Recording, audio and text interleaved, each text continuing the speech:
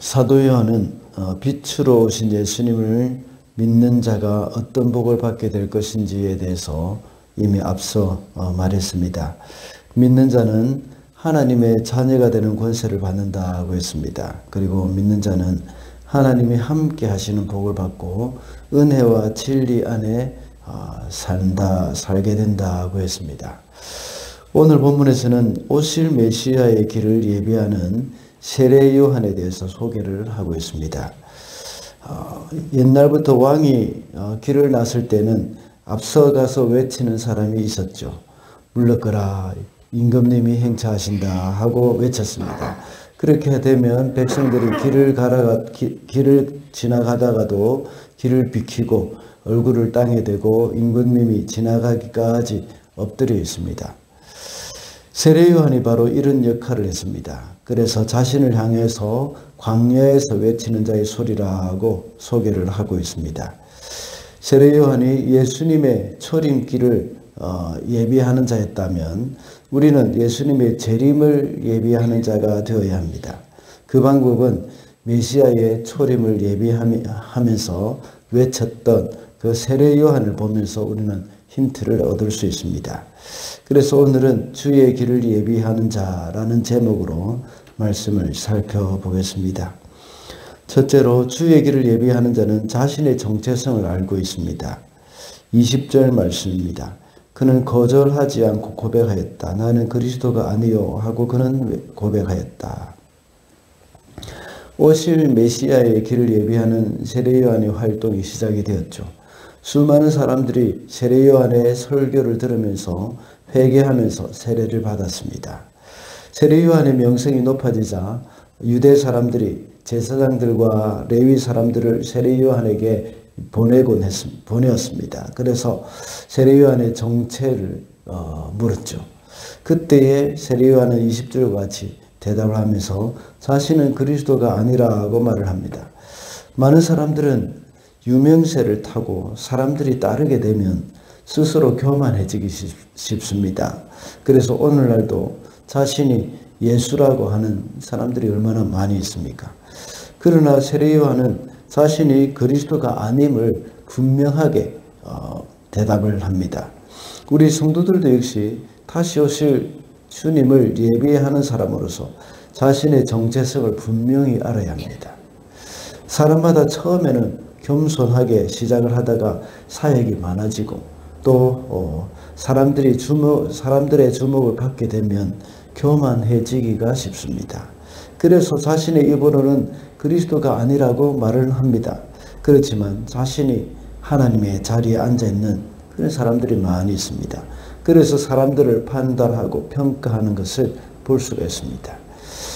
초신자 때는 아주 겸손하고 가난한 마음으로 교회에 출석을 합니다. 점차적으로 신앙의 연륜이 높아지고 교회에서 맡은 일도 많아지게 되면 점점 더 마음이 높아지기 시작하죠. 교회에 대한 불만도 있고 또 목사의 설교도 별로 마음에 들지 않습니다. 그리고 교회 직분자들이 제대로 일을 하지는 않는 것 같다는 생각이 들기도 합니다. 그러다가 직분자 선출에서 떨어지기라도 하면 그 사람들은 또 시험에 들어서 교회를 옮겨버리는 일까지 생기게 되는 것이죠. 또 그런 사람들이 직분자가 되면 교회를 굉장히 어렵게 만들기도 합니다. 이것은 모두가 다 자신이 누구인지 분명하게 알지 못하고 사람들을 판단하고 평가하면서 자기 스스로가 하나님의 자리에 앉아 있기 때문입니다. 다시 오실 주님을 예비하는 자로서 우리는 자신이 누구인지 분명히 알아야 합니다. 23절에 보면 세례 요한은 자신을 가리켜 소리라고 했습니다. 소리는 그 모양이나 형체도 없습니다. 전혀 드러나지 않지만 소리의 역할은 분명합니다. 주인의 음성을 분명하게 전달하는 그런 역할이죠. 그러나 그것을 전달하고 나면 곧 사라지고 맙니다. 우리 성도들도 역시 그런 사람이 되어야 합니다. 다시 오실 주님을 예비하는 자로서 주님의 말씀을 분명하게 전달하고 자신은 사라지는 겁니다. 이것이 바로 우리의 정체성임을 잊어서는 안 되겠습니다. 둘째로 주님의 길을 예비하는 자는 자신의 사명을 알고 있습니다. 23절입니다. 요한이 대답하였다. 예언자 이사야가 말한 대로 나는 광야에서 외치는 이의 소리요 너희는 주님의 길을 곱게 하리라 하고 말이요. 계속되는 질문에 세례 요한은 더 분명하게 말을 합니다. 자신은 소리에 불과하다는 것입니다. 그 소리의 역할이 뭐라고 했습니까? 주의 길을 곧게 하는 역할입니다.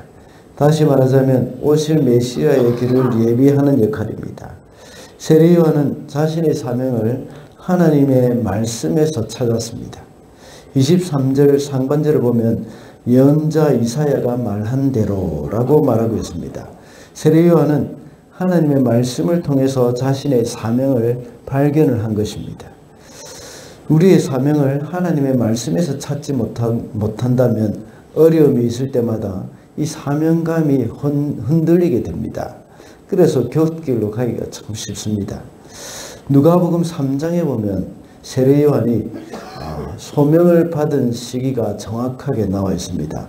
디베르 황제, 본디오 빌라도, 헤롯, 안나스와 바나바 이런 사람들, 당시 정치 지도자들과 종교 지도자들의 이름들이 거론되어 있습니다. 그때 하나님의 말씀이 빈들에서 사가랴의 아들 요한에게 임하였다고 했습니다. 이런 사람들이 길게 나열된 이유가 뭐겠습니까?